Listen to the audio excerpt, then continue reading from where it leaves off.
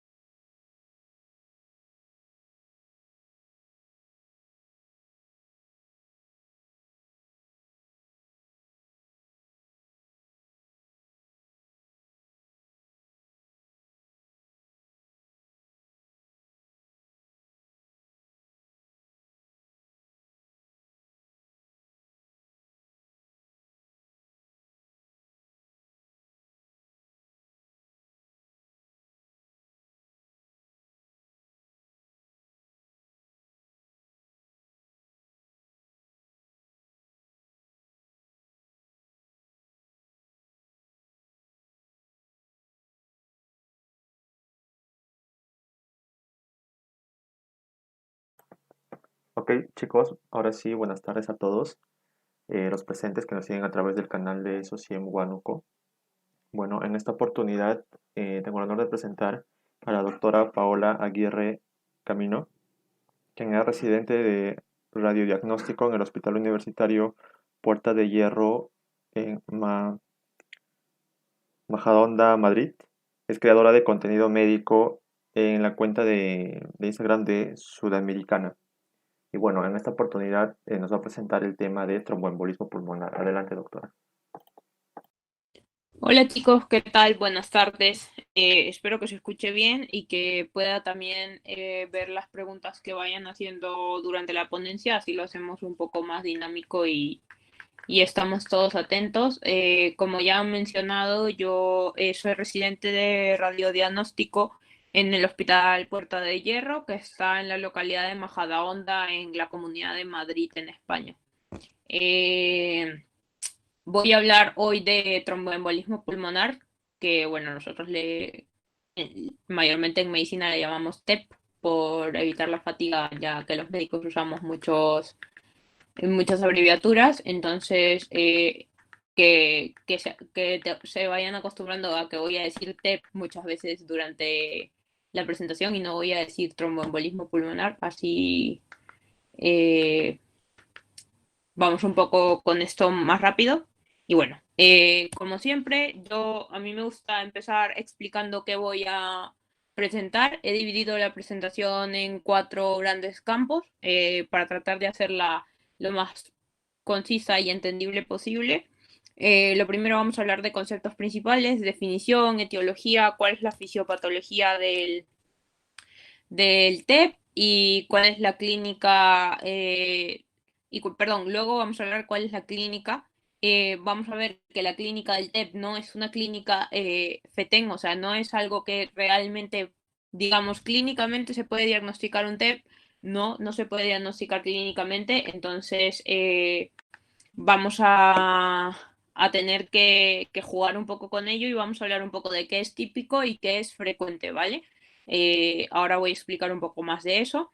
Luego vamos a hablar del diagnóstico, que el diagnóstico finalmente va a ser por imagen, sí o sí, ¿vale? No existe diagnóstico clínico de TEP y siempre vamos a tener que ir a buscar la imagen. Les voy a contar un poquito las cosas que se pueden ver o intuir en la radiografía de tórax y voy a aprovechar de contarles cómo se lee una radiografía de tórax o cómo me gustaría a mí que un médico general leyera una radiografía de tórax para que no hubieran errores.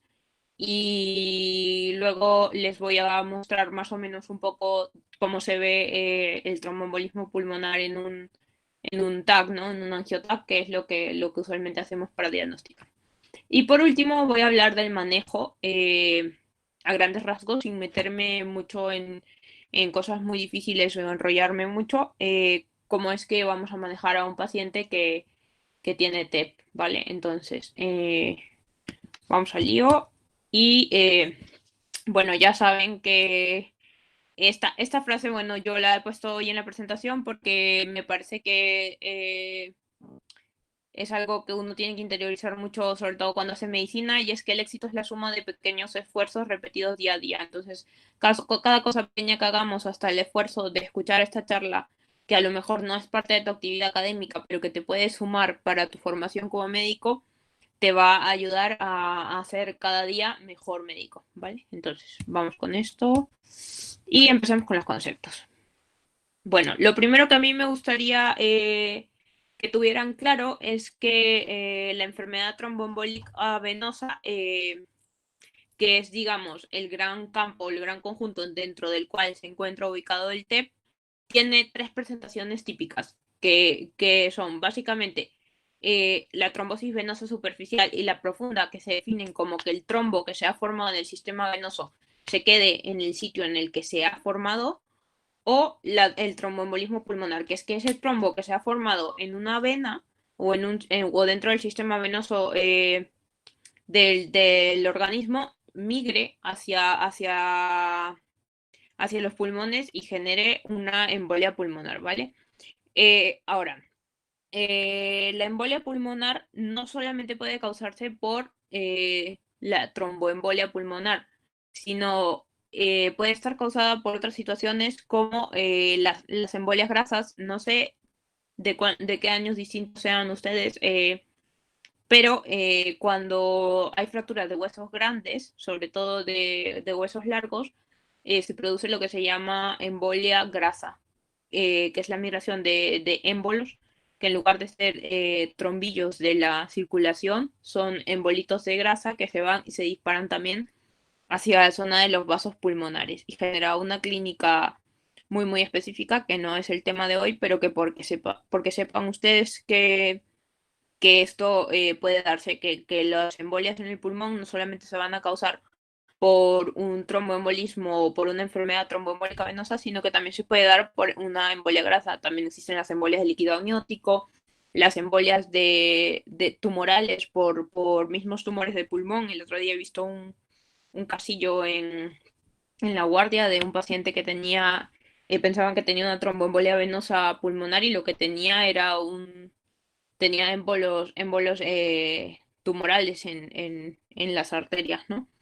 Y bueno, embolias por cuerpos extraños y las embolias gaseosas que se producen más raramente. Saber también que el tromboembolismo pulmonar a su vez puede llegar a ser letal, puede llegar a provocar un shock obstructivo y poner en riesgo la vida del paciente, por lo que es importante definir a la hora de manejar al paciente qué paciente está estable y cuál está inestable y de acuerdo a eso recién empezar a decidir qué actuaciones vamos a tomar con cada paciente. ¿Cuáles son los factores de riesgo para que se produzca una tromboembolia pulmonar? O bueno, en este caso, una enfermedad tromboembólica venosa, ¿no?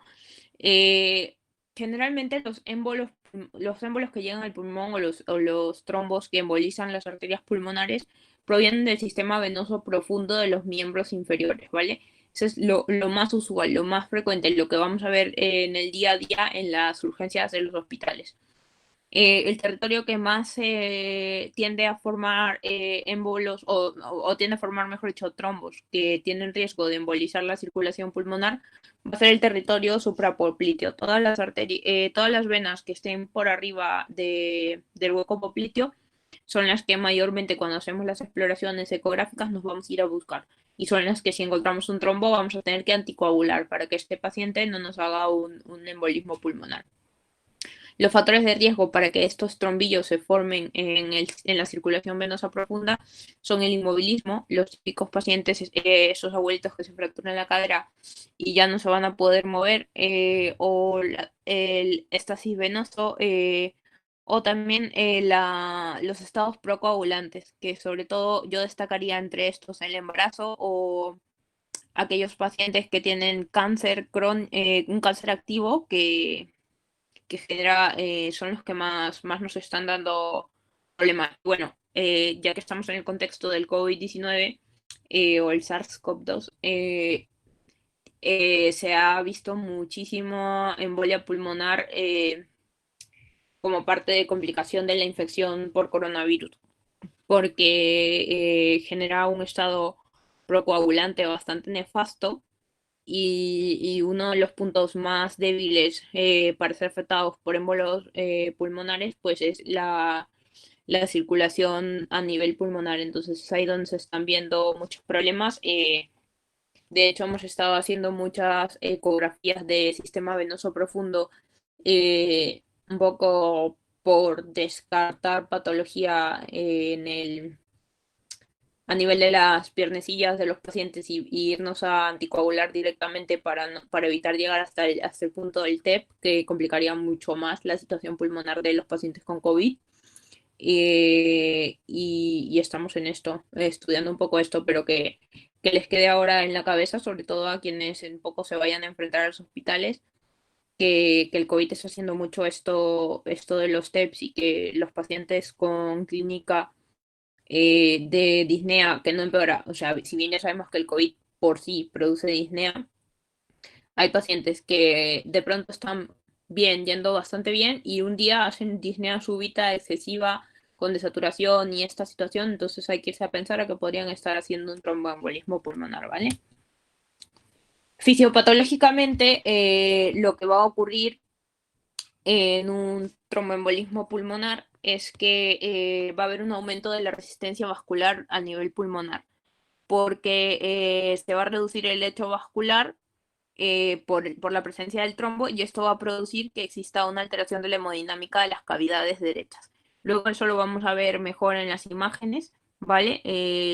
Y también esto es importante porque al empezar a ver sobrecarga de cavidades derechas y un poco de fallo cardíaco en cavidades derechas, va a definirnos la situación de riesgo o el nivel de riesgo que puede tener el paciente que estamos manejando.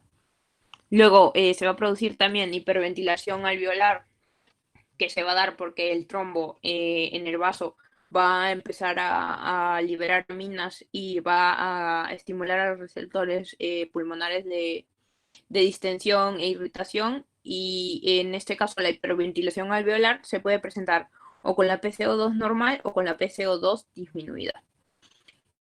Luego también vamos a tener una alteración de la relación ventilación-perfusión porque va a haber un aumento del espacio muerto alveolar. Ya saben que el espacio muerto alveolar es aquel espacio de los alvéolos en el que no se produce intercambio gaseoso. Al no haber perfusión en esa zona, en una mayor zona del pulmón, se va a producir un aumento del espacio muerto alveolar y además de ello, también vamos a tener por, por reactividad, vamos a tener un broncoconstricción de la vía aérea de pequeño calibre y también vamos a tener colapso de los alvéolos porque los alvéolos que van a haber perdido su circulación o que tienen zonas hipóxicas van a tener disminución del surfractante, ¿vale? Luego tenemos la reducción de la distensibilidad del pulmón, porque se va a empezar a acumular líquido en las zonas que están afectadas. Y por último, una alteración del intercambio gaseoso. Esto es lo más sencillo de entender, creo yo, de la fisiopatología, porque es básicamente porque aumenta el espacio muerto, como ya hemos dicho. Entonces, al haber mayor espacio muerto, hay más zonas donde no se produce intercambio gaseoso y va a aparecer un chant de derecha a izquierda y una alteración de la difusión porque tenemos una menor superficie de intercambio gaseoso. Entonces, la clínica de estos pacientes no es una clínica muy típica. Eh, Mejor dicho, ¿cómo decirlo de otra manera para que quede mucho más claro? Existen dos tipos de clínica, la típica, ¿vale? Y la frecuente. La frecuente es con la que la mayoría de los pacientes se va a presentar en la urgencia o en la emergencia. Es lo que va a contar la mayoría de los pacientes. Y la típica va a ser aquella que es más específica de TEP, ¿vale? Que si yo tengo un paciente que tiene esa clínica, lo más probable es que tenga realmente un TEP. Entonces, he dividido en dos, en síntomas y signos. No sé si hay gente de primer año o de segundo año que no sepa las diferencias entre síntomas y signos. Síntoma es lo que siente el paciente, ¿vale? Lo que tú no puedes objetivar, que te lo va a contar es subjetivo. Y los signos son cosas que tú vas a ver, ¿vale? Cuando exploras al paciente. Entonces, síntomas y signos del TEP. Me estoy distrayendo un poco porque veo que la presentación no avanza en YouTube. No sé si hay algún problema con la conexión o algo y estoy yo aquí hablando y no me entero.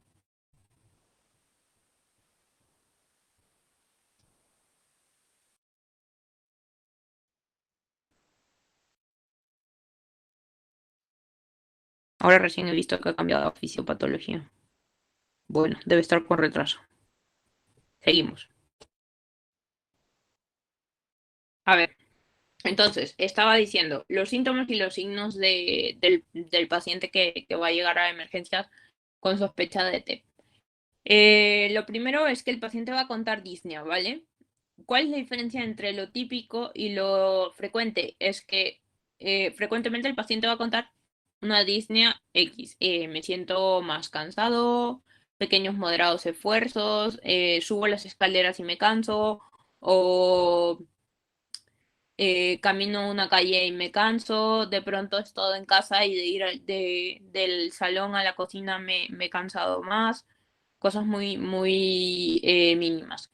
Y la disnea que cuenta el paciente que encajaría en el grupo de lo típico, lo específico, lo que realmente nos marcaría que tiene TEP, es una disnea que es súbita, repentina y que además está asociada a un dolor pleurítico que se va a presentar después de una maniobra de Valsalva, ¿vale? Eso es lo que sería como lo más específico del TEP. Frecuente puede venir o con el dolor prolítico solo o con la disnea sola y que te cuente que sea una disnea, como ya he dicho, algo muy sencillo, que no ha sido súbito, sí que desde ayer me siento un pelín más cansado, cosas así. Y otras cosas que frecuentemente pueden contarnos los pacientes en los que podemos sospechar que tienen un TEP son que presente febrícula o hemoptisis, que estas dos cosillas juntas son muy sugestivas de que el paciente tenga además asociado un infarto pulmonar que mayormente va a ser periférico. Y otra cosa que nos puede contar o bien el paciente o bien la familia es que el paciente se haya sincopado, ¿vale? Que haya tenido una pérdida súbita de la conciencia con bien con recuperación o bien que el paciente llegue sincopado a la urgencia. Mayormente los que llegan sincopados a la urgencia son pacientes que tienen TEPS de alto riesgo, ¿vale? Si tu paciente llega sincopado a la urgencia, tú tienes que considerarle ya que es de alto riesgo. Más adelante vamos a hablar de cómo se clasifica según índice de PESI los pacientes para saber si son de alto, bajo, medio riesgo, pero el que llega sincopado tiene alto riesgo, es un TEP de alto riesgo, ¿vale? Ya hay que tener eso en cuenta. Luego, entre los signos, que son las cosas que vamos a encontrar en la exploración, también tenemos cosas típicas y cosas frecuentes. Tener en cuenta que lo típico es rarísimo de encontrar, ¿vale? Es muy difícil que lo encuentres, hay que saberlo, porque si lo encuentras, probablemente te va a dar el diagnóstico, pero tienes que también es saltar las alarmas por lo frecuente, ¿vale? Entonces, lo típico o lo específico de TEP sería que exista un desdoblamiento fijo del segundo ruido. Y acá no confundirse. No estoy hablando de un desdoblamiento amplio y fijo del segundo ruido, que eso sería de una cardiopatía congénita, ¿vale? Esto es un desdoblamiento fijo del segundo ruido. ¿Qué se va a dar? ¿Por qué? Porque simplemente hay sobrecarga de cavidades derechas, ¿vale? Entonces, al haber sobrecarga de cavidades derechas, tenemos válvulas que invierten su cierre o que retrasan su cierre, dependiendo qué tanta sobrecarga haya, y vamos a tener un desdoblamiento fijo del segundo ruido.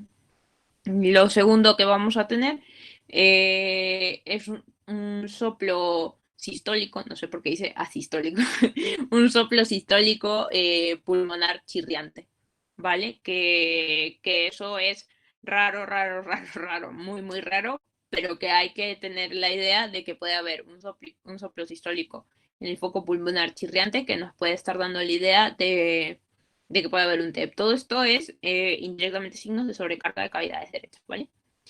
Y luego lo frecuente es que el paciente esté taquicneico, porque obviamente le falta el aire, con todo lo que hemos contado que ocurre fisiopatológicamente en el pulmón, y taquicárdico, porque es por lo mismo, por la misma situación, es todo un desencadenante fisiopatológico, ¿vale? Entonces este paciente va a estar taquicneico y taquicárdico, una taquicardia mayor a 80 latidos por minuto.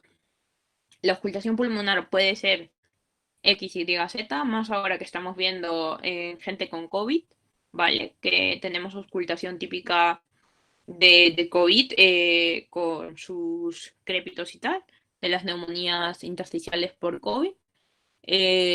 Pero lo que no hay es una auscultación pulmonar del parénquima pulmonar per se que sea típica de TEP, ¿vale? No, eso no existe. Entonces, ¿cómo vamos a llegar al diagnóstico? Si está acá la doctora contándonos a todos que no existe clínica típica de TEP y a mí me han enseñado toda la vida de Dios que la clínica es la que manda. La clínica en este caso, la clínica y la anamnesis que vas a hacer te va a servir para saber qué tan alta es tu sospecha del TEP y saber cómo manejar a tu paciente. El diagnóstico en sí es un diagnóstico por imagen, ¿vale? Yo diría que casi todo se diagnostica al final por imagen, pero el TEP es por excelencia aquella enfermedad o aquella patología que no se puede decir que no existe si no tienes una imagen, ¿vale? De hecho, en radiología yo por lo menos tengo la premisa de que es la prueba que no puedo negar, porque yo no tengo cómo decirle al peticionario con lo que me cuenta de clínica que ese paciente no tiene TEP. Entonces, prueba de imagen vamos a hacer siempre, y es la que nos va a llevar al diagnóstico. ¿Qué ¿Que hay muchas cosas distintas que se pueden hacer para diagnosticar? Sí, son como 4 pruebas diferentes. ¿Que usamos más el angiotac? También.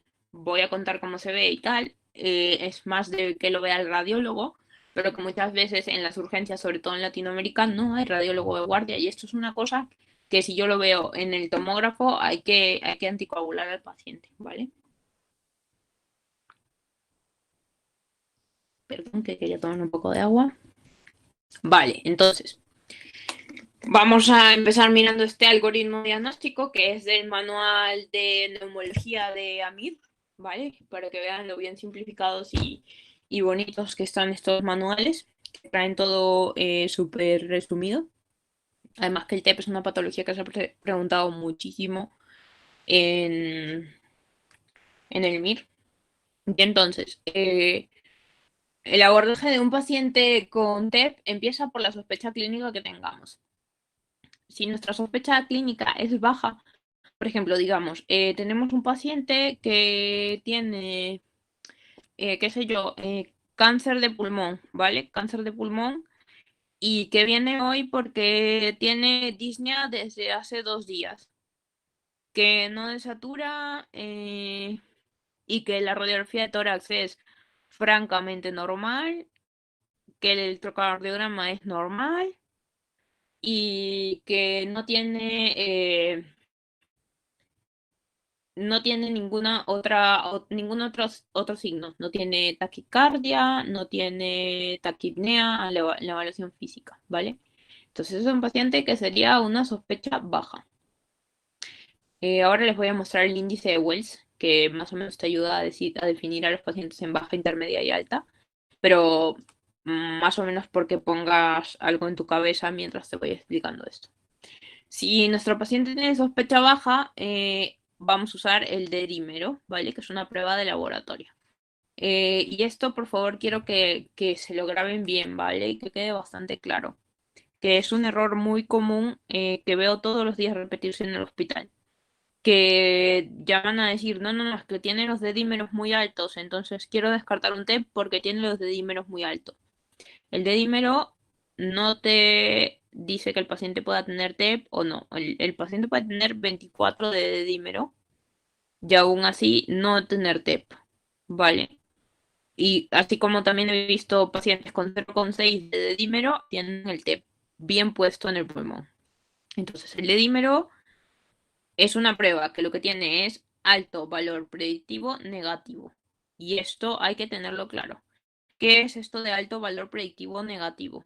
Que si yo tengo una sospecha baja y el D dímero está negativo, inmediatamente descartamos que exista un TEP, ¿vale? En cambio, si el D dímero está positivo, yo no puedo decir que este paciente sí tiene TEP. Lo único que puedo decir es que probablemente podría tener un TEP asociando clínica y demás antecedentes que pueda tener el paciente. Entonces, cuando el dímero en una sospecha baja nos da positivo, nos vamos a ir a tratar al paciente ya como una sospecha intermedia, porque no podemos decir que esta persona no tenga TEP. Y como es una enfermedad o una patología que realmente puede poner en riesgo su vida, entonces nos vamos hacia el siguiente paso. Si nuestra sospecha es intermedia, ¿vale? O alta, lo que habría que hacer directamente y sin estar pensando ni dando vueltas es anticoagular a esta persona, ¿vale? Directamente anticoagularle. Teníamos una premisa o una idea que teóricamente estos pacientes, si no pueden esperar más de una hora, si tú lo ves tan malo al paciente que no puede esperar una hora por hacerse la tomografía, deberías anticoagularle directamente, ¿vale? O sea, más o menos por ponerle un tiempo promedio de cuánto tiempo podría esperar el paciente sin ser anticoagulado. Entonces sería como, si no puede esperar una hora por la tomografía, le anticoagulamos directamente. Si la sospecha es muy alta, el paciente está muy malo, también anticoagulamos directamente, ¿vale? Porque pongas esto en tu cabeza. Y luego, en estos pacientes en los que no podemos decir por clínica o por dedímeros negativos que no tenga TEP, nos vamos a ir a hacer una técnica de imagen, ¿vale? Y ahí tenemos dos opciones, la gamografía de ventilación-perfusión y el angiotac de arterias pulmonares. ¿Cuál es el que más se usa? Evidentemente el angiotac de arterias pulmonares. ¿Por qué? Porque hay mayor acceso al angiotac de arterias pulmonares. Por lo menos aquí en España hay un radiólogo de guardia en casi cada hospital y también un escáner disponible para poder hacer la prueba. En Latinoamérica a lo mejor no, por lo menos mientras yo estuve ahí no existía esto, pero sí que existe disponibilidad de centros para poder hacer una tomografía de urgencias. Entonces es muchísimo más fácil acceder a una tomografía de urgencias que una gamografía de ventilación-perfusión. Segunda cosa por la que yo diría que es mejor hacer una angiotac que una gamografía de ventilación-perfusión es porque el angiotac te va a decir si es negativo o positivo. Mientras que la gamografía de ventilación-perfusión lo que te dice es si hay bajas probabilidades de que haya TEP o alta probabilidad de que haya TEP, ¿vale? Si bien es cierto, la alta probabilidad confirma que existe el TEP, cuando tienes baja probabilidad no te descarta que exista el TEP, ¿vale? El angiotac mayormente te descarta, mejor dicho, a ver, si en un angiotac no ves un trombo en arterias principales, pues es difícil que ese paciente vaya a necesitar anticoagulación. Generalmente las que se podrían ver mal en un angiotac son arterias subsegmentarias que relativamente no son importantes de anticoagular. Entonces, el angiotac te da información bastante más fiable. Y tercero, porque aunque suene contradictorio, hacer una gamografía de ventilación-perfusión aporta mayor radiación ionizante al paciente que hacer un angio de arterias pulmonares, que lo que hacemos es poner el contraste y directamente tirar una sola hélice. Entonces, no es que la cantidad de radiación sea espeluznante la que se va a lanzar en un angiotac versus una gamografía de ventilación perfusión. Así que si ya vas a radiar a alguien, pues radiale con la alternativa menos potente. Y bueno, en el caso de ambas pruebas, si te dan negativo o hay baja probabilidad y tu sospecha clínica es muy, pero muy, muy alta, completas el estudio con un ecodoppler de miembros inferiores. Esto mayormente se hace arreglado por la cita. Con el COVID lo hemos estado haciendo directamente en urgencias, por lo menos en mi hospital. Hacíamos las angios de arterias pulmonares y inmediatamente pasábamos a hacer, no hacíamos Doppler de miembros inferiores, sino que hacíamos un angio también de los miembros inferiores, o sea, hacíamos un corte del tórax y luego uno de los miembros inferiores. Desventajas de esto es que hay que darle la vuelta al paciente porque como son estudios en el caso del pulmón, el estudio es caudocraneal y en el caso de las piernas, el estudio es al revés, cráneo-caudal. Entonces, hay que dar la vuelta al paciente para que te quede adecuadamente la imagen, ¿vale? Entonces, el ecodoppler de miembros inferiores, si es positivo, lo que te va a confirmar es una TVP y si es negativo, pues tampoco es que te va a descartar del todo, porque si la probabilidad, si tú tienes tu sospecha clínica es demasiado alta, pues ya te tendrías que ir a usar el gold estándar, que es la arteriografía, que es ver directamente las arterias pulmonares con una arteriografía, hacer un cateterismo, que es una prueba invasiva que con todos los riesgos que ello conlleva, y o si no, descartar ya que exista un tromboembolismo pulmonar, ¿vale? Pero eso, es que siempre va a mandar aquí, y aquí es el momento donde encaja lo que te han dicho toda tu vida, que siempre manda a la clínica, que si tu sospecha es altísima de que este paciente puede tener tromboembolismo pulmonar basado en la clínica, tú tienes que llegar hasta el final, agotando todas las pruebas posibles para descartar que él lo tenga o que no lo tenga. Y bueno, esto es de lo que hablaba, de la escala de Wells para ver si el paciente tiene probabilidad alta, media o baja de tener un TEP. Existen la escala de Wells para la TVP, que es la trombosis venosa profunda, y la escala de Wells modificada para la embolia pulmonar. Que tengas en cuenta cuáles son los parámetros que hay. No recomendaría memorizarlo porque realmente esto está en internet y en todas las calculadoras que puedas meter en tu celular. Así que solo descargarse una aplicación y tenerlo a mano porque sí que hay que calcularlo, ¿vale? Y básicamente habla de los factores de riesgo que habíamos dicho en un inicio, ¿no? La inmovilización, el reposo en cama mayor a 3 días, que se haya aumentado mucho el tamaño de la extremidad, que la circulación, que vea circulación venosa colateral superficial, y sobre todo esto, que no exista un diagnóstico alternativo. Esto es muy importante porque ya me ha pasado que me piden una eco por TVP que sí tiene alta sospecha, no sé qué tal, y cuando me he ido a hacer la eco, lo que el paciente tenía era una celulitis y que te lo contaba muy bien, o sea, porque claro, es que en la eco tú interactúas con el paciente, ahí ya el médico que te está pidiendo las cosas no te puede engañar, entonces a mí me gusta mucho preguntarle a los pacientes antes de empezar a hacer la eco como para guiarme y vas descubriendo que realmente te cuentan la historia fetén de celulitis, ¿no? Que sí que tuve una heridita, tal, que ya se curó, no sé qué, y ahora se ha puesto la pierna roja, me quema, me arde, tal, no sé qué. O sea, cosas que de verdad te guían hacia otra cosa. Y que los diagnósticos alternativos restan, ¿vale?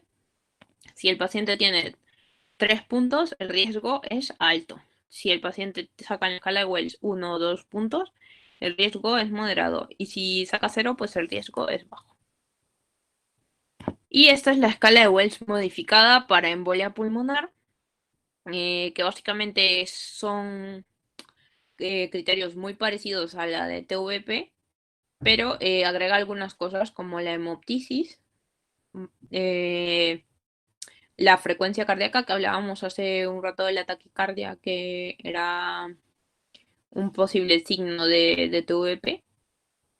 Y además te dice que tenga signos o síntomas clínicos de enfermedad tromboembólica venosa. O sea, si el paciente viene con la pierna hinchada a tope, que nos hace sospechar que tenga TVP y además tiene clínica de TEP, pues obviamente ahí ya tiene los 3 puntos enteros, ¿vale? Y aquí el puntaje va, si el paciente saca menos de 2, el riesgo es bajo.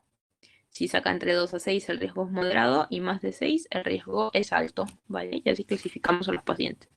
Nuevamente, no memorizarse la escala de Wells modificada, pero sí que tenerla a mano o tener a mano una calculadora de estas de internet donde sepamos que la vamos a poder calcular con facilidad para poder clasificar a nuestro paciente y hacerle las pruebas adecuadas. Entonces, con todo esto que ya he contado de cómo manejar al paciente, más o menos qué me voy a pedir y qué tengo que saber, mirar o interpretar. Lo primero del laboratorio, 2 cosas importantes a pedir. El laboratorio, perdón, la gasometría, ¿vale? Hay que hacer un análisis de gases arteriales a este paciente, que como imaginamos lo que va a haber es hipoxemia, por todo lo que ya hemos contado en la fisiopatología, lo de la pérdida de volumen, que hay hipoperfusión pulmonar, lo que hay problemas cardíacos derechos o una disminución del gasto cardíaco a partir de esto, y también puede haber hipocapnia.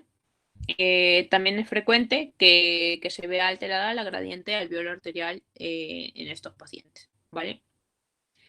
Y luego el dedímero, que solamente lo vamos a pedir en pacientes con baja sospecha. Y esto lo voy a repetir hasta la última lámina de mi presentación, porque si no, luego todo el mundo está creyendo que el dedímero es diagnóstico y que si el paciente tiene alto el dedímero, entonces tiene TEP, pero no es así, ¿vale? Entonces hay que tener esto en cuenta. Otro examen auxiliar fácil de hacer y que nos puede aportar datos valiosos es el electrocardiograma.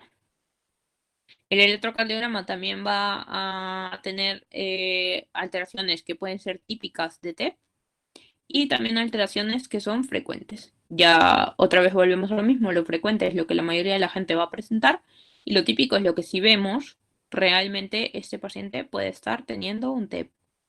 Entonces, en lo frecuente, pues la taquicardia sinusal, que ya habíamos dicho que los pacientes están taquicárdicos, sin alteraciones mayores, no taquicardias supraventriculares ni nada de esto, una taquicardia sinusal sin más, que la va a presentar el 90% de los pacientes, y electrocardiogramas que sean inespecíficamente anormales, o sea, con alteraciones de la repolarización inespecíficas, que no traduzcan nada. Y lo típico, lo que nos es más típico de TEP, tenemos el famoso S1, Q3, T3, que son la S negativa en 1, la Q negativa en 3 y la T negativa en 3. Podemos ver también ondas P pulmonales, que son las ondas P altas, que traducen también sobrecarga de cavidades derechas. Un bloqueo de rama derecha nueva aparición, que también es un signo de sobrecarga de cavidades derechas. Y también se pueden ver T's invertidas en las derivaciones V1, V2, V3 y V4. Aquí les he puesto unas imágenes como que para que más o menos se ubiquen. Es que ya les digo que a veces es un poco difícil esto porque no sé de qué año son, entonces no sé si saben leer un electro o no. Pero bueno, porque se orienten un poco, el electrocardiograma tiene distintas ondas. La primera onda positiva siempre va a ser una onda P, ¿vale? Así que la primera onda positiva que veas en el electrocardiograma es siempre una P. Si no existe la primera onda positiva es porque no hay P y hay que correr. Pero siempre que sepan que la primera onda es una P, ¿vale? Luego tendríamos a la Q, la R y la S. Y por último la T, que es la repolarización, ¿vale? Entonces, derivaciones del electrocardiograma tenemos la 1, la 2, la 3, ABL, ABR, ABF y las V de la V1, V2, V3, V4, V5 y V6. Esas son las derivaciones que usamos clásicamente. Entonces, en este caso lo que vamos a ver es que en la derivación 1 va a haber una S negativa, que lo normal es que sea positiva, ¿vale? Luego tenemos una Q negativa, que también usualmente debería ser positiva en 3, y una T negativa también en 3, ¿vale? Que son ondas que en la normalidad o en un paciente normal se ven positivas. Y esto es un ejemplo de una P pulmonar. Aquí, como ven, en la derivación 2, que es la derivación que se usa para todo, es la derivación estrella del electrocardiograma. Lo que se ve aquí es la onda con una elevación, digamos, normal y con un ancho normal.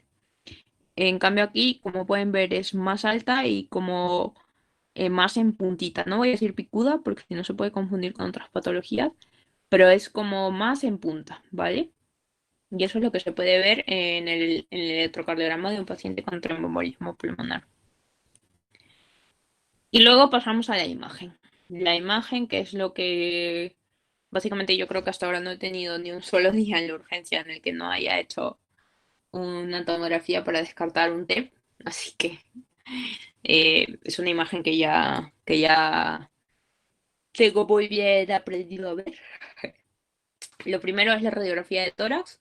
Como comentábamos el otro día en la charla de abdomen agudo, nosotros como radiólogos generalmente las radiografías no las vemos, ¿vale?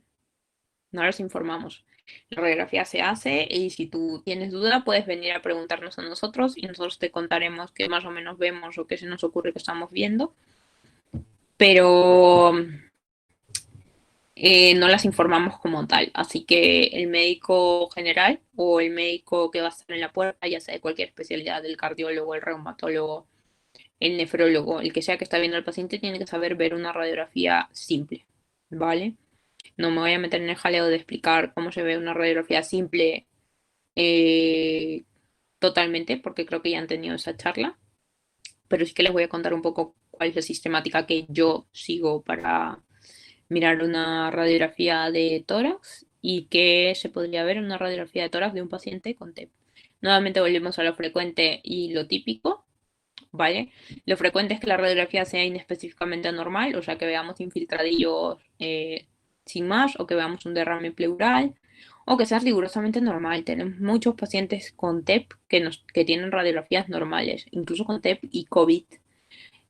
O luego, con esto del COVID, los típicos infiltrados de COVID que se ven en la radiografía, que por cierto, los infiltrados de COVID en la radiografía a veces no se ven y en la tomografía se ve un infiltrado pero brutal. O sea, es que como son intersticiales, es muchísimo más costoso verlos en una radiografía simple. Yo creo que la placa simple de COVID, si bien es muy, muy, muy, muy típica, no siempre va a ser la que va a aportar tanto. En algún tiempo hemos estado decidiendo hospitalizaciones por radiografía, pero yo creo que lo hemos dejado un poco porque porque nos hemos dado cuenta de que a veces en la tomografía vemos cosas bastante peores y discordantes con las, eh, con las radiografías de tórax.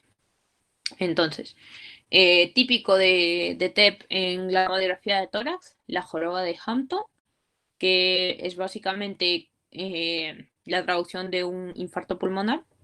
El síndrome de Westermarck, que es hiperclariedad en una de las zonas de pulmón por oligoemia, porque haya menos vasitos nutriéndose en esa zona y que además se va a asociar a que haya un vaso prominente en el hilio, tratando de suplir ese problema.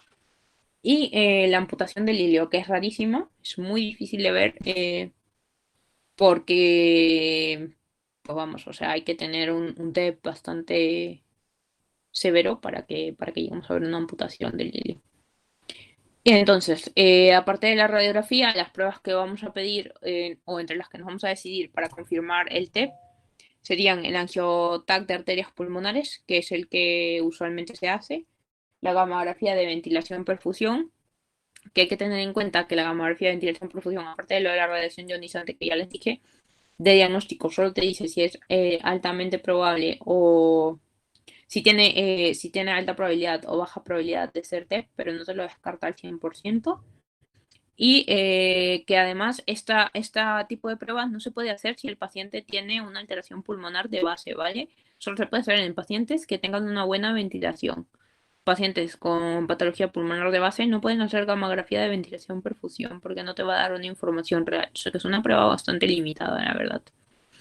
No digo que el angiotac sea la panacea, porque a veces si tenemos mucho infiltrado, el contraste no llega bien a los pulmones y definitivamente la prueba no es 100% evaluable y es que ahí ya habría que ir por una arteriografía. Pero que por lo menos un paciente poco con fibrosis, que no sea una fibrosis brutal, sí que vamos a poder evaluar por lo menos las arterias pulmonares principales de una manera que nos permita manejar adecuadamente al paciente. Otra opción que tenemos, que sobre todo se está utilizando para los pacientes que, o bien las gestantes, o bien los pacientes que están muy inestables y que no pueden salir del área de shock trauma o del box vital para ir al tomógrafo, es hacer una ecografía multiórgano. La ecografía multiórgano está basada más o menos en 3 puntos, de los cuales con 2 de 3 ya puedes decir que el paciente altamente tiene probabilidad de tener TEP y empezar la anticoagulación. Lo que se hace es hacer una ecografía cardíaca, un ecocardio, para ver si existen signos de sobrecarga de cavidades derechas. Luego hacer una ecodoppler de miembros inferiores para ver si hay trombos. Y por último sería hacer una ecografía para ver si existe patología pleural, si existen alteraciones a nivel de la pleura, que eso es bastante más difícil de ver. De hecho, la ecografía de pleura es ver muchísimas para lograr tener capacidad de poder decir que realmente lo que estás viendo es una alteración o una consolidación subpleural que sería lo típico del TEP. Pero te basta para anticoagular al paciente con que le veas los trombos en las piernas y le veas signos de sobrecarga de cavidades derechas. O incluso si ves un trombo muy grande y muy importante, pues directamente le vamos a anticoagular. Si el trombo está en las piernas, igualmente se podría disparar hacia las arterias pulmonares y hay que anticoagularle. Entonces, que la eco multiórgano cada vez se va a empezar a usar más, probablemente, porque nos aporta mucha información y es una prueba más inocua para el paciente.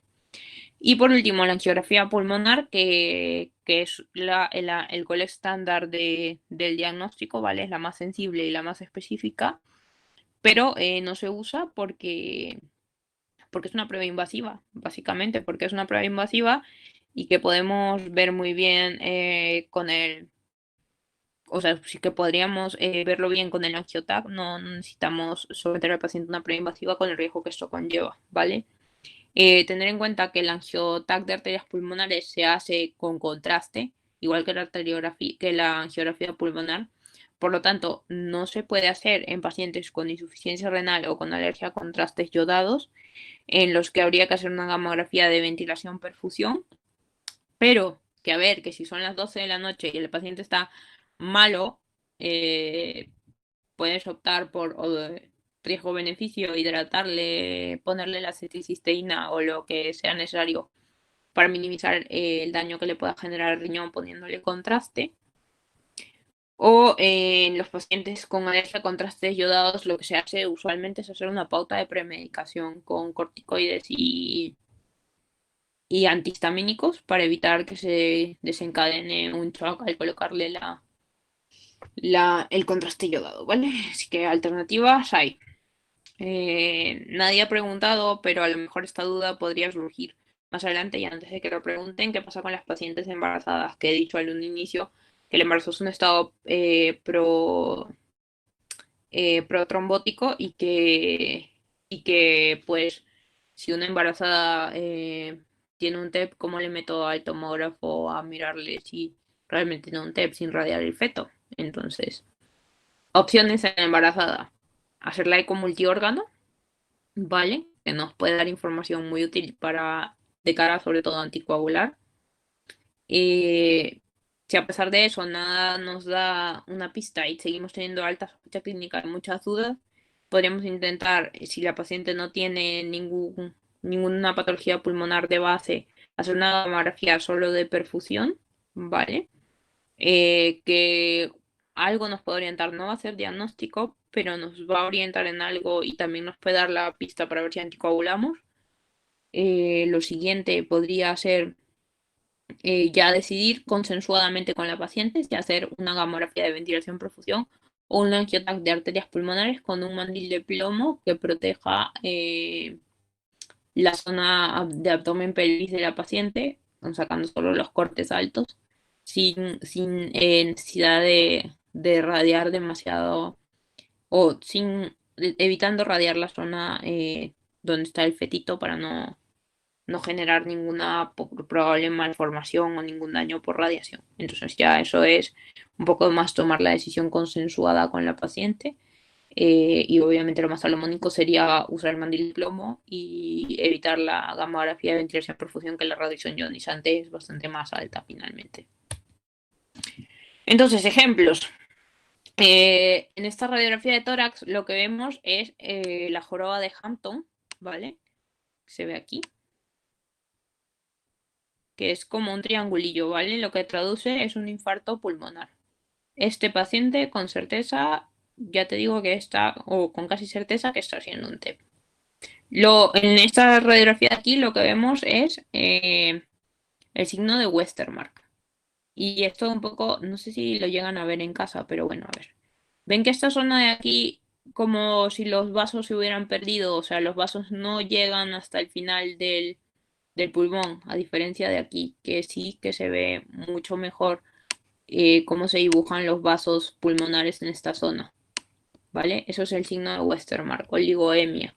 Y además, aquí vemos este vaso de aquí, que es el que está tratando de suplir, que está prominente, que al otro lado no se ve, ¿vale? Entonces, esto es lo que se ve en el signo de Westermarck. Y ahora, he puesto aquí la imagen de anatomía de las arterias pulmonares porque quería que vieran lo bien que se ve en las reconstrucciones sagital y coronal del angiotac las arterias pulmonares. Se ve muy, muy bien, la verdad. Cada día tenemos mejores escáner y eso nos ayuda un montón a poder diagnosticar de mejor forma. Entonces, la arteria pulmonar, básicamente tenemos el cono de las pulmonares y se divide en arteria pulmonar principal derecha y izquierda. Y esta a su vez da las arterias segmentarias del lóbulo superior. La principal derecha da el lóbulo superior, inmediatamente luego sigue la interlobar y la interlobar da la rama del lóbulo medio y la rama del lóbulo inferior, ¿vale? Y en el caso del lado izquierdo, lo que tenemos es la arteria del lóbulo superior izquierdo, que nos da la arteria del culmen, y luego tenemos la arteria del lóbulo inferior, que también a su vez tenemos ahí la rama de la língula, arteria de la língula. Quizá vemos todos que no, en el pulmón derecho tenemos 3 lóbulos y en el izquierdo solo 2, ¿no? Y que lo que vendría a ser el lóbulo medio en el derecho es la língula. En el izquierdo, en el derecho, en el izquierdo es la língula, que la língula es básicamente una parte del lóbulo inferior. Entonces, esto es lo que les quería mostrar, lo bien que se ve las reconstrucciones coronal y sagital, coronal, ¿vale? Y lo que usualmente tú ves en un tag normal que te dan y que te entregan para que tú mires es un corte axial. En el axial también sí que se ve bien, lo vamos a ver ahorita en un momento, pero estas reconstrucciones nos ayudan muchísimo, sobre todo para ver las arterias segmentarias, que como aquí ven están como más distales. Esta es la apical del lóbulo superior derecho y tenemos también la posterior del lóbulo superior derecho, entonces estas son un poquito más difíciles de ver en un corte, o por lo menos de seguir en un corte axial, y hacemos reconstrucciones MIP en coronal y en sagital que nos ayudan a verlas bastante mejor, ¿vale? Y ejemplos de TEP, ¿cómo se vería el TEP? Este es el cono de las pulmonares, pulmonar derecha, pulmonar izquierda. Eh, Recordar que en el TAC las imágenes están al revés, ¿vale? Por así decirlo, entre comillas, al revés. Que los radiólogos tenemos la derecha en este lado y la izquierda en este, porque acuérdate que estás viendo al paciente eh, tumbado, ¿vale? Es como si le vieras desde la cabeza hacia abajo. Imagínate el paciente tumbado delante de ti y que tú le vieras desde la cabeza hacia abajo. Entonces, eso eh, mm, a ver, ¿cómo? O sea, no le ves de la cabeza hacia abajo, sino de los pies hacia arriba, mejor dicho. O sea, tú le ves de los pies hacia arriba. Entonces, lo que ves en un lado no. Lo que ves en este lado es lo derecho y lo que ves en este lado es lo izquierdo. Vale, entonces aquí esto es un típico ejemplo de un TEP acabalgado, ¿vale? Vemos cómo la arteria se llena de contraste y de pronto aquí tenemos este chorizo enorme que está interrumpiendo el pase del contraste a las arterias. Este paciente tiene además aquí un poco de infiltrados, ¿vale? Infiltrados de subpleurales, ¿vale? No, no, que o bien pueden ser parte del cuadro del TEP o bien puede ser alguna patología de base que ya tenga el paciente. Y otra cosa muy importante de información que nos aporta la tomografía es que nos puede aportar aquellos signos indirectos de sobrecarga de cavidades derechas.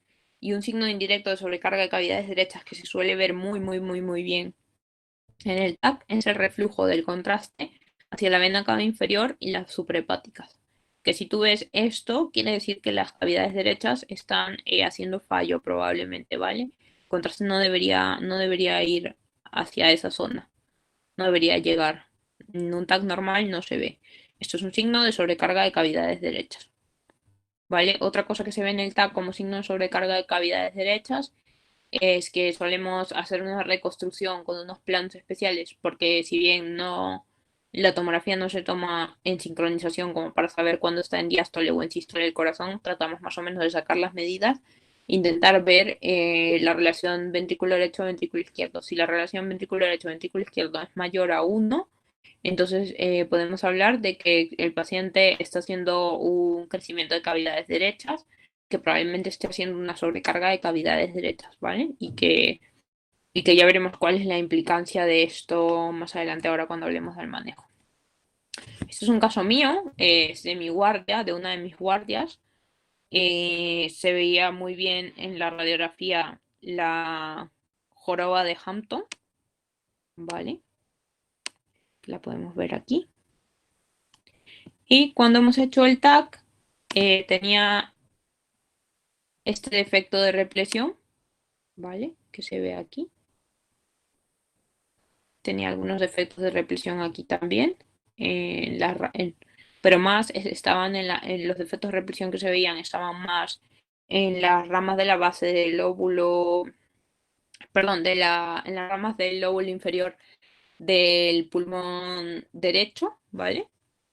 Este paciente además tenía derrame pleural, que está aquí y que también se veía aquí, con esta curva de Damaso, ¿vale? Y tenía, además, aquí en la traducción del TAC, llegábamos a ver el infarto pulmonar, que se veía aquí claramente. Esta es una ventana de parénquima pulmonar, ¿vale? Esto lo hace la máquina, no es que pongamos el rayo 2 veces. No, tenemos una ventana para ver parénquima pulmonar y una ventana para evaluar todo el tórax, vasos y demás zonas, ¿vale? Ahora, aprovechando esta placa de aquí, que es mía propia, esta es una póster anterior, a grandes rasgos, porque sé que han tenido un taller de esto, ¿vale? Solo voy a contar rápido. ¿Qué es lo que yo veo en una placa o cómo miro una placa? A mí me gusta, igual que en el abdomen, empezar por las partes blandas, ¿vale? Porque si te vas al parénquima pulmonar directamente, te vas a distraer por los hallazgos y se te van a pasar cosas, ¿vale? Miramos partes blandas, a veces se puede ver alguna densidad mayor, traducir algún tumorcillo pequeño, lipomas, tal. Miramos bien las partes blandas, que no tengan nada. Luego, mirar que la radiografía esté correctamente centrada, ¿vale? Que haya equidistancia entre las clavículas, que esté correctamente inspirada. Contamos los espacios intercostales, por lo menos tienen que haber anteriores unos 6. Que las clavículas no se nos hayan metido dentro de la radiografía, ¿vale? Y luego nos vamos a ir a mirar el parénquima pulmonar. Parénquima y directamente, ¿vale? Miramos si hay alguna lesión, cómo está la pleura. Aquí veíamos el derrame pleural. Esto que nos llama la atención nos sobra, que era la joroba de Hampton. Cómo están los vasos, el hilio pulmonar. Si es que hay alguna consolidación, el otro ángulo, no vemos nada. Directamente lo que seguiría sería mirar el mediastino, que esté correctamente centrado, que no esté ensanchado, que la tráquea no esté desviada o lateralizada. Los botones, en este caso es un paciente mayorcito que ya tiene el botón aórtico prominente. Aquí podemos ver un poco la salida de las arterias pulmonares un poco prominente, que ya nos podría estar traduciendo que algún problemilla podría estar habiendo. Sobre todo esto se ve mucho en las sobrecargas de cavidades derechas. Cómo se ven las cavidades cardíacas, en este caso no se veía crecimiento del ventrículo derecho, que en la placa sí que se puede ver. El corazón se ve estrictamente normal, ¿vale? Y por último vemos el hueso, que la columna no tenga ninguna lesión, que se vean por lo menos en esta zona aquí donde podemos ver vértebras, que se vean las apófisis adecuadamente, las facetas intraarticulares también, ¿vale? Y luego las costillas, mirarlas todas, seguir todos los arcos dorsales. Suele verse mucho metástasis líticas en las costillas. Las costillas son traicioneras y si no ves bien costillas puedes matar a alguien. Así que como va a ser lo último que vamos a ver, no olvidarnos de ellas igualmente y siempre, siempre mirarlas. Y por último, la perfusión pulmonar, que ya más o menos he explicado, que no pueden haber defectos de ventilación cuando vamos a hacer una gama de ventilación-perfusión, que para que la radiografía sea de alta probabilidad de diagnóstico de TEP, tienes que tener al menos 2 o más defectos de perfusión en ausencia de defectos de ventilación, ¿vale? Entonces los defectos de perfusión se ven más o menos así, como que si faltara un cachito de pulmón, por explicarlo groseramente, que si me escuchara algún médico nuclear seguro me corta la cabeza, pero bueno, porque se entienda, más o menos es eso lo que hay que ver, que le falte un cachito a la imagen. Vale, entonces hasta aquí yo creo que está bastante claro, lo he tratado de hacer lo más sencillo posible y ahora nos vamos a meter en el manejo, ¿vale? En el manejo a grandes rasgos para ya con eso terminar la presentación. Un poco de agua que me estoy muriendo de sed. Venga, entonces, ¿cómo vamos a manejar a nuestros pacientes con TEP? Lo primero es que hay que ver si el paciente está estable o inestable, ¿vale? Que esto va a definir mucho la conducta que vamos a seguir y cómo vamos a manejar al paciente. Si el paciente está estable, signos vitales estables, entonces nos vamos a hacer el algoritmo diagnóstico del que hemos hablado hace un momento. Y una vez que tenemos el TEP confirmado mediante nuestras pruebas, vamos a hacer la evaluación de riesgo clínico para ver a dónde va a ir ese paciente, o mejor dicho, a qué área de la hospitalización va a ir ese paciente, o si se puede ir a su casa con una buena vigilancia, o si el paciente va a tener que ingresar en una unidad de cuidados intensivos y si además de anticoagularle va a necesitar a lo mejor una trombolisis, un filtro de vena cava, que sí, lo que sea que se vaya a necesitar, ¿vale? Entonces, para evaluar el riesgo clínico del paciente usamos la escala de PESI, que ahora les voy a mostrar cuáles son los parámetros que se usan, ¿vale? Cuando el paciente está en clase 3 o 4, hay que valorar cuál es la función del ventrículo derecho. Si hay disfunción del ventrículo derecho, entonces es un paciente de riesgo intermedio alto y hay que anticoagularle y monitorizarle en una unidad, ya sea de cuidados respiratorios intensivos, una UCRI, o en una unidad de cuidados intensivos, dependiendo qué comorbilidades pueda tener el paciente, ¿vale? Y solo le vamos a reperfundir si es necesario. Es decir, solo vamos a entrar a hacer cosas invasivas como una trombolisis directa que se entra por radiología intervencionista o una trombectomía en el caso de que se tenga disponible si el paciente lo necesita, si se pone muy malito. Si no tiene signos de disfunción del ventrículo derecho, entonces el riesgo es intermedio bajo y básicamente solamente le anticoagulamos y lo hospitalizamos en una planta normal por unos días hasta que el paciente esté completamente estable y se le pueda dar de alta con su anticoagulación. Si el PSI es 1 o 2, el paciente es de riesgo bajo, ¿vale? Y le anticoagulamos y valoramos si le vamos a mandar a casa o le hospitalizamos. Le vamos a mandar a casa solo si el paciente puede estar suficientemente vigilado y si tiene un buen acceso a los servicios de salud. O sea, si el paciente vive en el campo, es un paciente rural que se va a demorar 3 horas en llegar al hospital, a ese no le puedes mandar a su casa, ¿vale? Así sea PECI 1. Ese se va a quedar en el hospital. Y si el paciente es inestable, pues lo que vamos a hacer directamente es anticoagularle. También se hacen las pruebas de imagen que ya hemos contado. Confirmamos el TEP.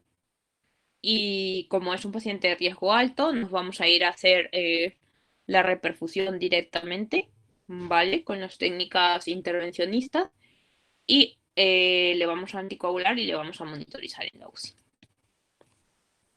¿vale?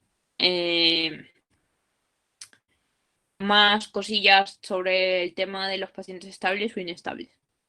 El tema de la anticoagulación, ¿vale? Estos pacientes de TEP van a llevar anticoagulación.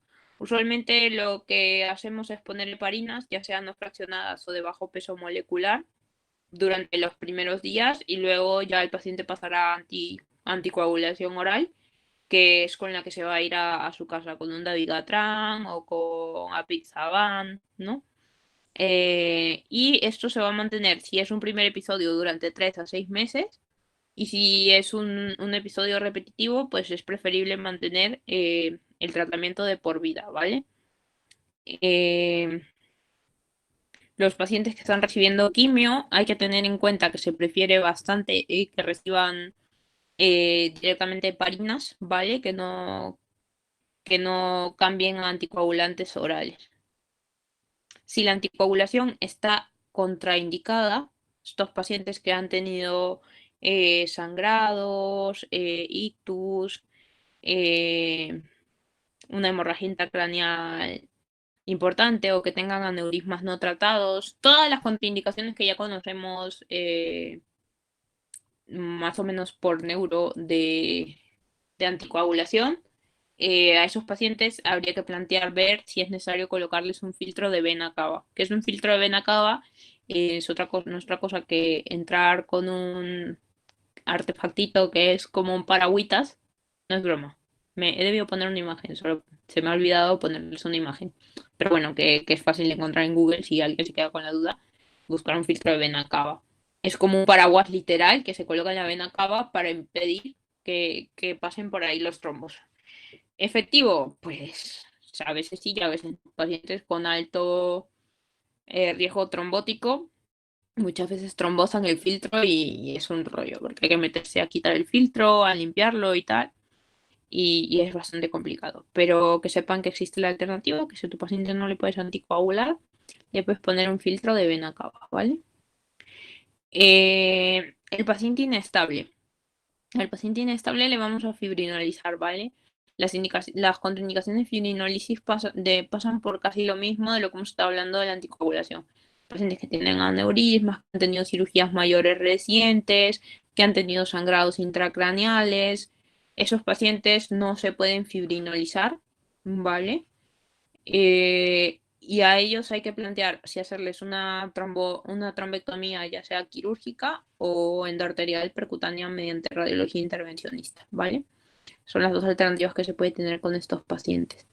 Existe una tercera técnica, que esto sería para los pacientes que sí que se pueden fibrinolizar, que es la fibrinólisis directa, es entrar con un catéter y colocar el fibrinolítico directamente sobre el trombo. Van muy bien los pacientes, pero los pacientes que son sometidos a la fibrinólisis directa luego tienen que ser monitorizados en UCI, ¿vale? Si el paciente luego de estas maniobras se estabiliza, pues ya no hace falta nada, pasa a la UCI, se le anticoagula y ya está. Si persiste inestable, a pesar de que le fibrinolizamos, intentamos trombectomía, o una trombolectomía directa. Y si a pesar de eso, pues el paciente no mejora, pues ya no tenemos muchas alternativas más, ¿vale? Y eso es básicamente lo que hay que tener en cuenta. Paciente estable, nos vamos a ir a anticoagularle, y el paciente inestable, el que sigue malo, el que no recupera, hay que fibrinalizarle, sobre todo si vemos un trombo grande, grande, grande, le fibrinalizamos, realizamos la trombectomía o la trombolectomía quirúrgica hasta estabilizarle, ¿vale? Y esto es lo que contaba del índice de PESI, las escalas de riesgo, más que todo solo por saber que lo que consideran son la edad, el sexo, que el sexo masculino suma puntos, el tener cáncer, falla cardíaca, enfermedad pulmonar crónica, la frecuencia cardíaca mayor a 110, la sistólica menor a 110, una frecuencia respiratoria igual o mayor a 30, temperatura menor a 36 grados, alteraciones del estado mental y la saturación de oxígeno por debajo del 90%. Todo esto te da más o menos un puntaje total y con eso calculas cuál es el riesgo de los pacientes. Y bueno, chicos, eso sería básicamente todo de mi parte. Espero que haya quedado claro. De verdad he tratado de hacerlo lo más sencillo posible, siempre orientado a lo que deberían saber el día que pisen el hospital, que creo que es lo más importante, saberlo así. No sé si ha quedado alguna duda o una pregunta antes de que me tenga que ir. Si alguien tiene una duda de una vez, porque no he visto preguntas puestas en el chat, o por lo menos yo no las he visto, para poder saber. Gracias, doctora, por su excelente ponencia. Excelente. Bueno, chicos, ¿le parece bien si esperamos, doctora, un minuto a ver si dejan algunas preguntas o tal vez dos? Sí, porque es que no, todavía creo que está retrasado en YouTube. Sí, hay Sí, aproximadamente un retraso de 10 segundos, vale. de 10 a 15. Entonces si hay alguna duda ya podemos esperar un momentito. En caso no haya, podemos ir combinando ya con la ponencia.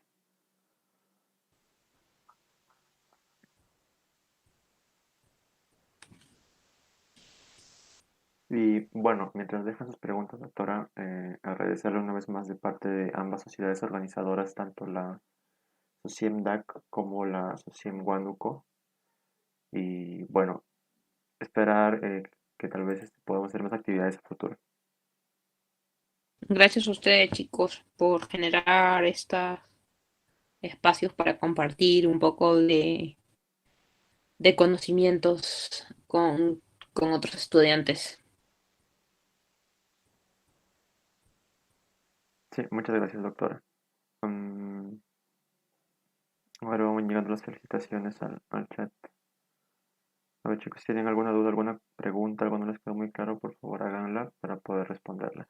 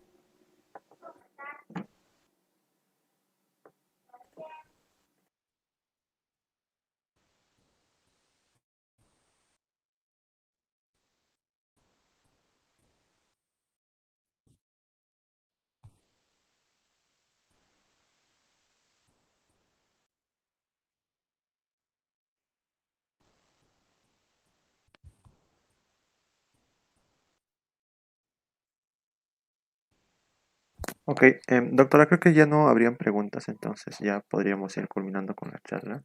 Vale, perfecto. Si tiene algunas preguntas, Bueno, me alegro que haya quedado todo claro. ok, no sé si tiene algunas palabras finales para los participantes, tal vez lo podría dar ahorita.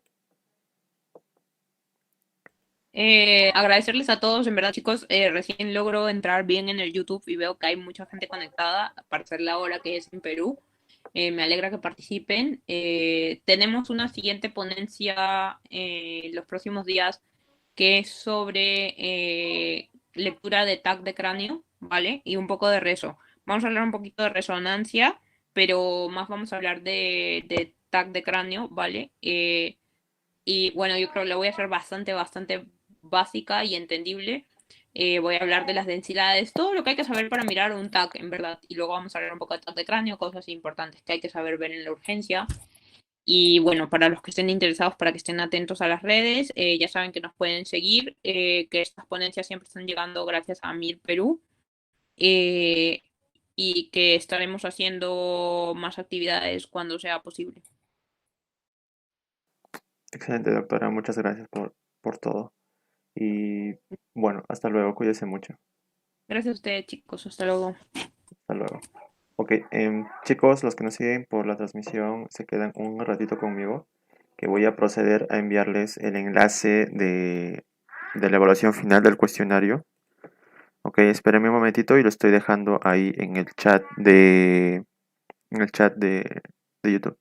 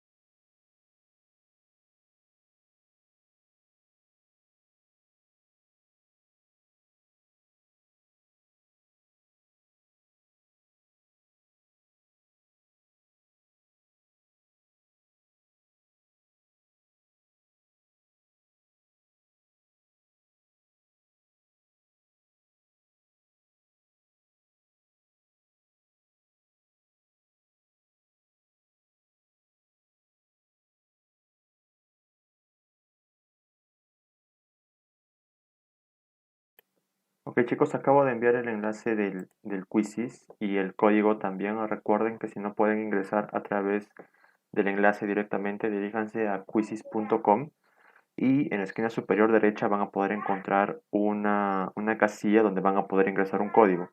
Entonces ingresan ahí el código y de todos modos van a poder ingresar en el cuestionario.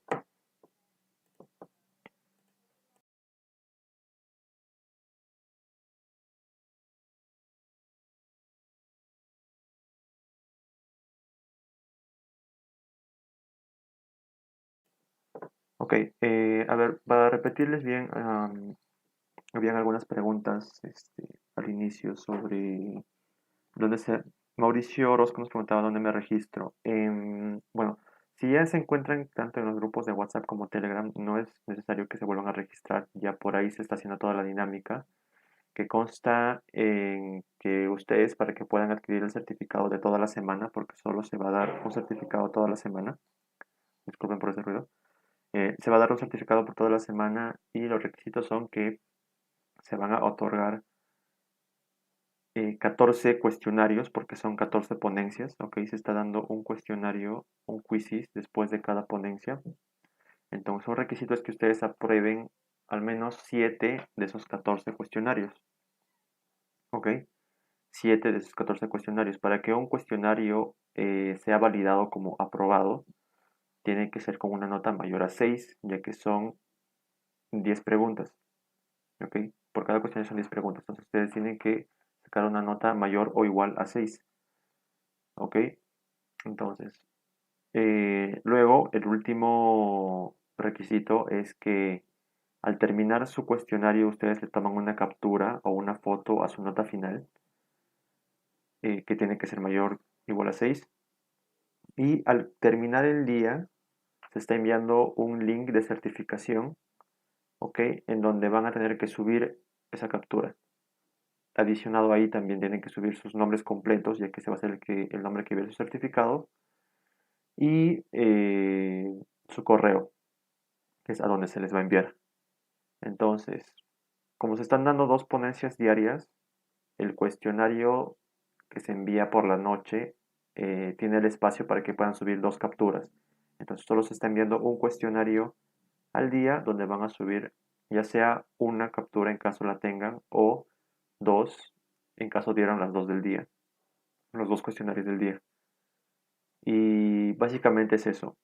Recuerden, hoy por la noche tenemos a las 7 p.m. hora peruana el tema de EPOC a través del canal de SOCIEMDAC.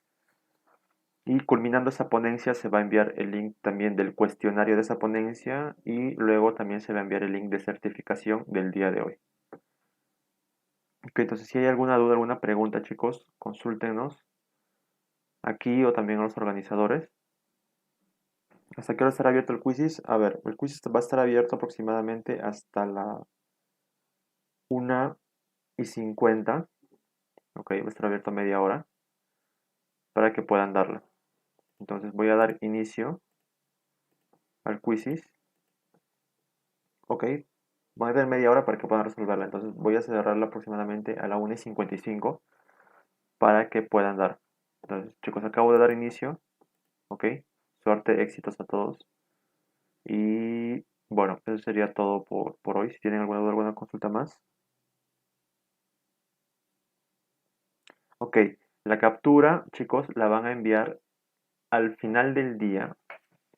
Ok, les vamos a enviar un link que es un formulario de Google donde ustedes van a subir sus datos, sus nombres completos, eh, su, sus nombres completos, su correo y además hay espacios en donde ustedes pueden llenar fotos, ¿ok? Imágenes. Entonces ahí es donde van a llenar ustedes su captura del día.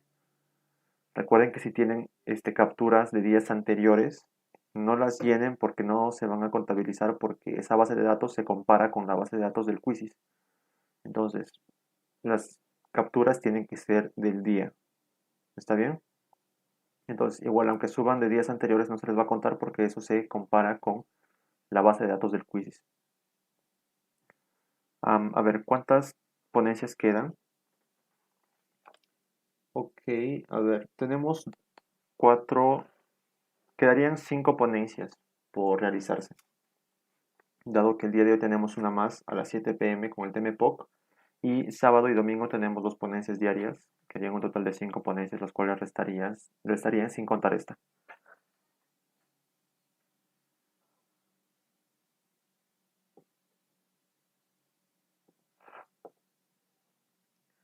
Ok chicos, entonces, bueno, invitarlos a suscribirse al canal, activar la campanita para que lleguen notificaciones de nuevas actividades que estaremos haciendo, otra vez nuevos videos que subamos. Y suscribirse, ¿no? Porque eso nos va a ayudar mucho. Tanto aquí como al otro canal de Sociem DAC, que es la otra sociedad organizadora de estos eventos. Y bueno, nos ayudaría muchísimo, chicos.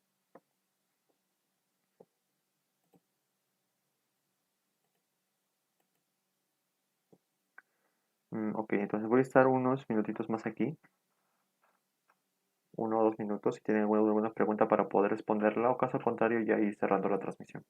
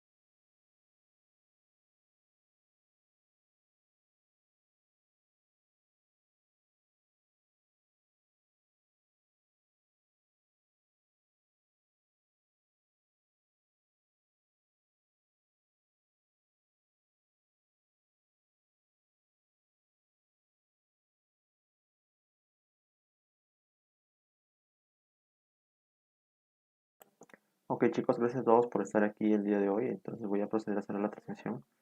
Si aún les queda alguna duda, alguna pregunta, comuníquense directamente con nosotros los organizadores para poder ayudarlos. Y bueno, no se olviden, hoy tenemos la segunda ponencia del día, que es sobre EPOC a las 7 de la noche, hora peruana, en el canal de Sociem DAC. Hasta luego chicos, cuídense mucho.